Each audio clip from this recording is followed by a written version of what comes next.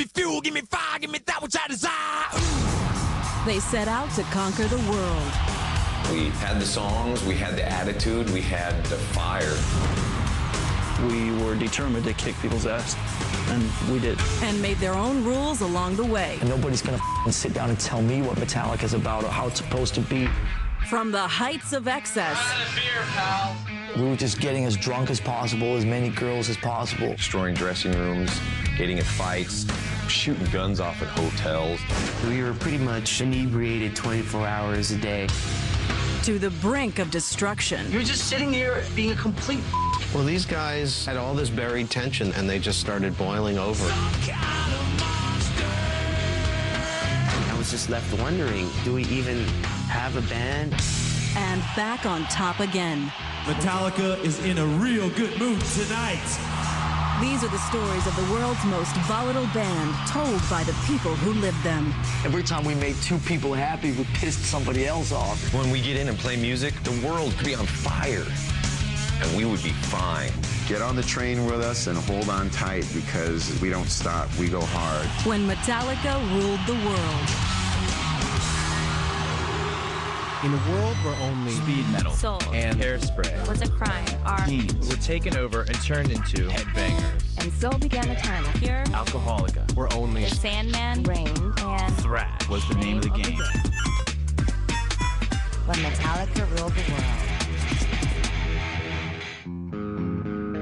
Metallica just started out being basically James and Lars. James came from a very strict background and grew up in a suburb of Los Angeles, Downey, Norwalk area. My dad left at 13, and my mom passed on when I was 16. It's like, what's going on? Everyone's just leaving me. But the music was a huge, huge savior in my life. I moved from Denmark to Southern California in August of 1980. I was 16 and sort of fooling myself into believing that I was going to follow in my father's footsteps, be a professional tennis player. But within 5 minutes of being in LA, it was all about the music in England. The new wave of British heavy metal was just starting to explode in England. You had bands like Iron Maiden getting recognized. Diamond Head, Angel Witch, Tigers of Pantang, Venom, full-on metal bands back when they were really metal. So I became kind of obsessed with all of it, and I threw the tennis racket, burned him probably, and kind of started fiddling with the drums. And he was always like, I'm going to start a band. We're like, yeah, sure you are, Lars.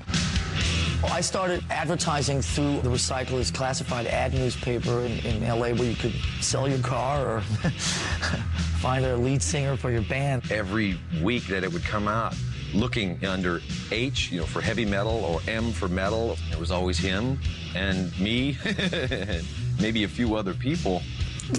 One day this guy named Hugh called up and said he was pretty into the metal stuff and he was going to come along for a jam, and he brought his friend James Hetfield along. I went to his house, and whoa, man, there was a very interesting smell, a very Danish type of armpit smell. James was incredibly shy and could hardly even make eye contact, but he seemed to at least have a passion for some of the same things that I was into. His drumming was not amazing, but he had this drive. Hooking up with Lars was awesome, and we bonded a lot in the music and in the drinking as well. We worked on this song called Hit the Lights. He played bass and guitar, I played the drums, and he sang. The production wasn't good, but the song had attitude, kind of just dirty and in your face.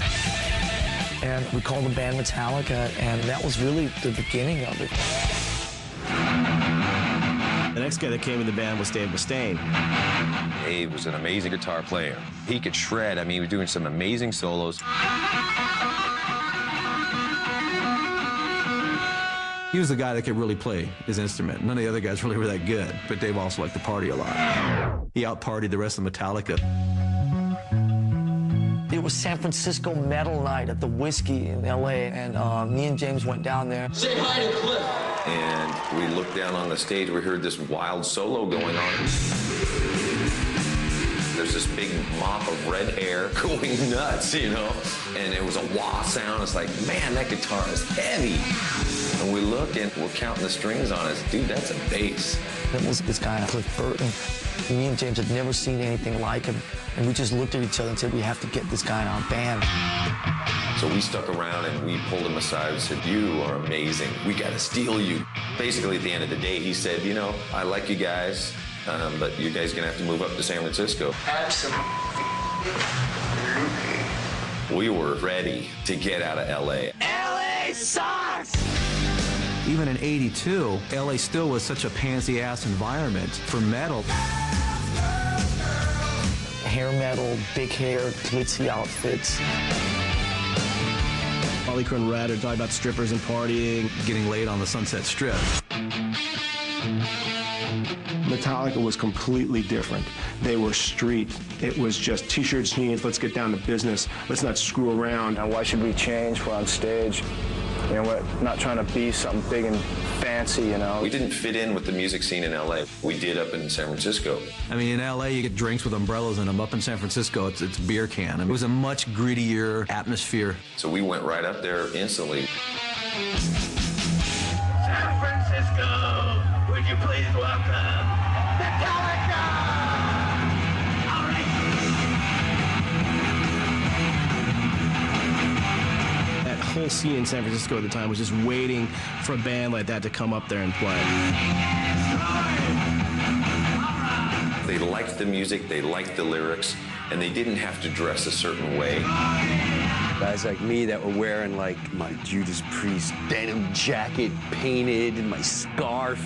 Metallica said, take that off. It's not metal. Just hang out. We made a demo tape, and I just sat there and sent it to 20 people. And then those 20 people each send it to another 10 people. Somebody came into our store, Rock and Roll Heaven in East Brunswick, New Jersey, and basically handed off a cassette for us to play. And the second we heard the first notes, we were blown away. Well, Johnny Z started a record company called Megaforce and basically called them up and said, hey, if you guys come to New York, I'll do a record. So they were like, sure, let's do it. He paid for us to drive all the way out with our gear in a U-Haul trailer. He never even met us before. First thing we say to him is, hi, we're getting rid of our guitar player. On our way out to the East Coast, we were staying at connections of friends, and Dave, he was trashing their houses and just really disrespecting stuff. You know, we drank a lot. God, did we drink a lot. But Dave had a side to him when he was drunk that was not positive. I think especially Cliff thought that Dave Mustaine was just like out of his mind. It was gonna bring us all down. We had to put an end to it. If you ever wake up and the other 3 band members are sitting, you know, within 2 feet of you, staring at you as you're rubbing sleep out of your eye, it's probably not a good sign. And that was what Dave awoke to that morning. We had the bus ticket in hand. Dude, we've got to let you go. Gave him 15 minutes to get his things together and then put him on a bus and then back to California. Probably not the nicest way to do it, but that's all we knew. So me and James got roaringly drunk about 10 or 11 in the morning and went